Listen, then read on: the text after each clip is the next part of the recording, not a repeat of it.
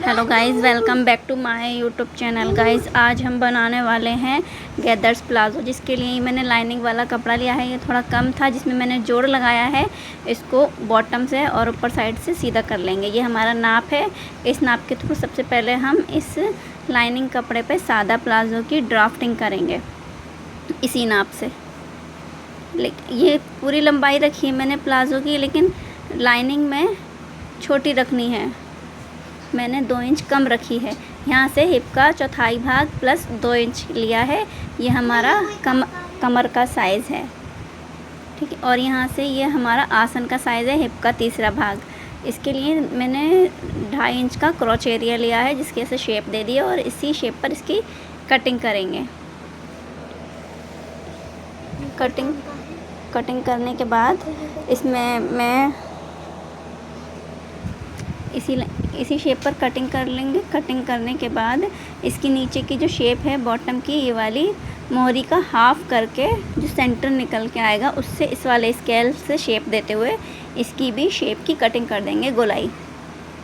अब main fabric लेंगे। मैंने बॉटम के लिए 2 इंच एक्स्ट्रा लिया है, जो मोहरी में मुड़ने में जाएगा। इस तरीके से 2 इंच एक्स्ट्रा लेके रखा है। ये फैब्रिक मेरी लंबाई के मुताबिक काफ़ी लंबा था, तो मैंने इसको काट कर एक्स्ट्रा कपड़ा इसका अलग कर लिया है। अभी वीडियो में दिखाऊंगी किस तरीके से मैंने उसको अलग किया है। यहाँ से ये कपड़ा उड़ रहा था, तो मैंने उसको ना उड़े इसलिए स्केल रख दिया उसके ऊपर। यहाँ से अपनी लंबाई नापेंगे। बेल्ट का माइनस करने के बाद फुल लंबाई 35 इंच है। 35 इंच में से बेल्ट की मैंने 1.5 इंच बेल्ट रखनी है, उसका डबल निकलता है। 4 इंच की मैंने बेल्ट निकाली है। ये जो हमने लाइनिंग कटिंग करी थी, इसको मैन फैब्रिक के ऊपर रख कर इसी तरीके से वो जो हमारी मैन फैब्रिक है वो हल्की सी छोटी बड़ी है, तो उसको भी हाथ के हाथ कटिंग कर लेंगे। कटिंग करने के बाद इस तरीके शेप देते हुए कटिंग करेंगे, सीधा हो जाएगा। सीधा करके निकाल लेंगे इस तरीके से। यहाँ से ये हमने कटिंग करी, अब इसकी सिलाई करेंगे। ये गैदर्स प्लाज़ो है। ये हल्का सा टेढ़ा है, इसको भी साथ के साथ कटिंग करेंगे सीधा करने के लिए। अब हम इसकी बेल्ट निकालेंगे। बेल्ट मैंने 4 इंच चौड़ी, और हमारा जो लाइनिंग का ऊपर का एरिया था कमर वाला, उससे साइज़ को नापेंगे। इजीली नापना हो जाता है इससे। ऐसे स्ट्रेट कर लेंगे। स्ट्रेट करने के बाद कटिंग करेंगे। 4 इंच की मार्किंग यहाँ पे करी और 4 इंच की दूसरे साइड, इस तरीके से। अब इसको एकदम सीधा मिला लेंगे। मिलाने के बाद इसकी कटिंग कर लेंगे इस तरीके से। इसी तरीके के दो पार्ट निकालेंगे। ये लाइनिंग के बॉटम पे मैंने मोड़ने की सिलाई लगा ली है किनारे पे। अब हम इसमें गैदर्स बनाने के लिए 2 सिलाइयाँ लगाएंगे, बड़ी सिलाई की, बड़े टाँके की, लंबे लंबे टाँके वाली 2 सिलाई गैदर्स बनाने के लिए। इस तरीके से करते हुए 2 सिलाई रेडी कर लेंगे।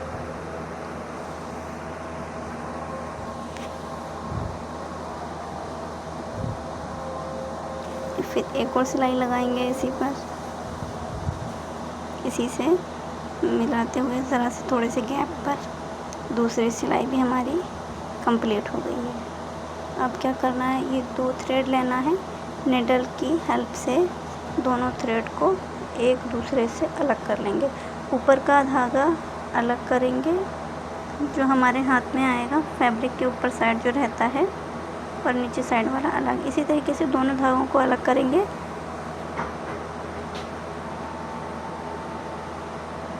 अलग करने के बाद ये थ्रेड हमारे हाथ में आ गया। अब इसको खींचते हुए गैदर्स बनाएंगे। गैदर्स तभी बनेंगे जब इस पर कच्ची सिलाई बड़ी रहेगी।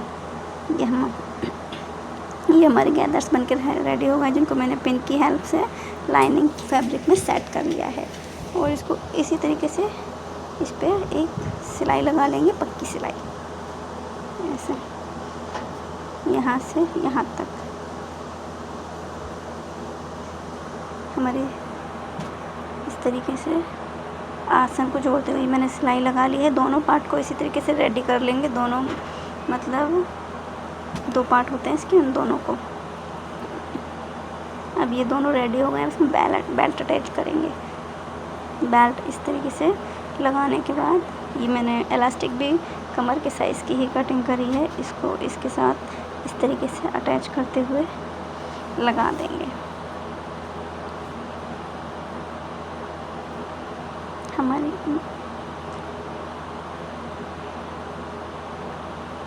ये हमारी बेल्ट लग के रेडी हो गई है। इसमें एक सेंटर में सिलाई लगाएंगे ताकि कि हमारी इलास्टिक जो है वो टेढ़ी ना हो। ये रेडी हो गई है। अब इसमें फिटिंग करेंगे मोहरी से। ये फिटिंग करने के बाद ये फाइनल लुक ऐसा आया है। आपको वीडियो पसंद आए तो लाइक करें, सब्सक्राइब करें। इसको गैदर्स प्लाज़ो कहा जाता है। ये इसका फाइनल लुक है। देखने में कैसा लगा कमेंट में ज़रूर बताएं।